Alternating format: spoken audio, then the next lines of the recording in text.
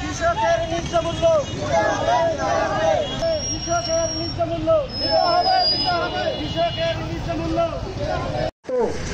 কষ্ট এবং পরিশ্রম করে যদি আলু এবং আজকে আমাদের মানববন্ধন কারণ হচ্ছে এই আলু কোথায় সারের দাম বেশি, এই সব নিয়ে আমরা বিভিন্ন দ্বিধাদ্বন্দ্বের মধ্যে লক্ষ্য করে এবং আমরা ন্যায্য মূল্য পাই।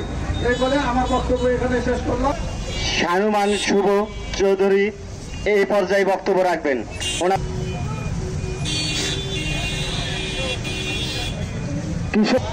কৃষক সংগঠন উত্তরবঙ্গ কৃষক মঞ্চ থেকে আপনাদের সুখে যাচ্ছে, সামনেও আসবে, সামনেও যাবে। আমরা হইল কত 22 টাকা কৃষক বিক্রি করতেছে না পাইলে আমরা এখানে আজকে এখান থেকে আওয়াজ তুলতেছি। যদি আমাদের দিকে না তাকান আমরা মারা যাচ্ছি, আমরা তো ঋণাত্মকে আছি, তাহলে আমরা ঋণাত্মকে আছি, সামনে তো আমরা প্রোডাকশন করতে পারবো না। যতগুলো প্রশ্ন আছে সেই সবগুলো প্রশ্ন থেকে ন্যায্য ছাড়বো ইনশাআল্লাহ। এবং আমরা আমাদের সমাধান না দেয় সরকার, আমরা চুপচাপ ছিলাম, আমরা